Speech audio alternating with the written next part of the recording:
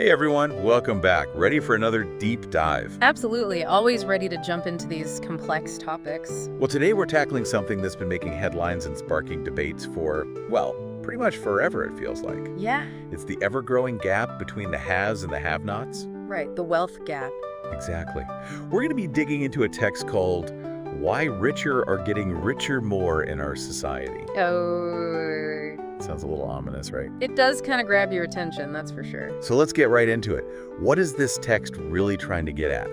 Like, what's the core question it's wrestling with? Well, it's trying to figure out, I think, why exactly this gap keeps widening. Right. Like, why are the rich getting richer at such a faster pace, especially within, the systems we have in place right now? It's like, is the system set up that way?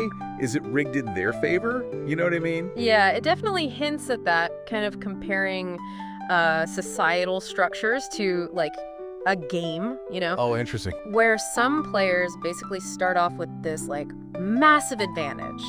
Like, they're already miles ahead. Inherited wealth and stuff like that. Exactly. Inherited wealth, connections, access to, like, exclusive networks. Yeah. It makes it almost impossible for others to catch up, even if they're playing, like, perfectly strategically. So it's not just about, like, working hard and being smart with your money. There's more to it. That's what the text seems to argue, like, those things matter, obviously. Right. But there are these other forces at play, like tax loopholes that benefit the wealthy. Tax loopholes. Yeah, like, did you know that some huge corporations can legally pay almost zero in taxes? Whoa, seriously. Yeah. That does seem a little, unfair, to say the least. I mean, if we're all playing by the same rules, shouldn't those rules apply equally?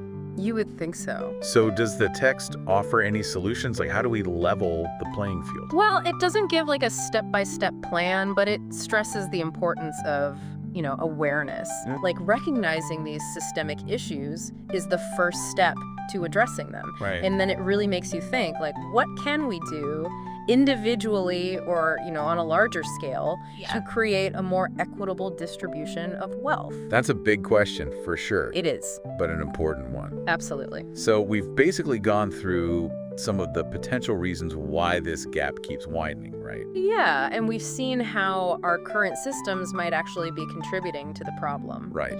And if the system's rigged, what can we do to unrig it? That's something to really think about. Definitely something to ponder. Great discussion. Thanks for joining me on this deep dive. It's been really insightful. Yeah, my pleasure.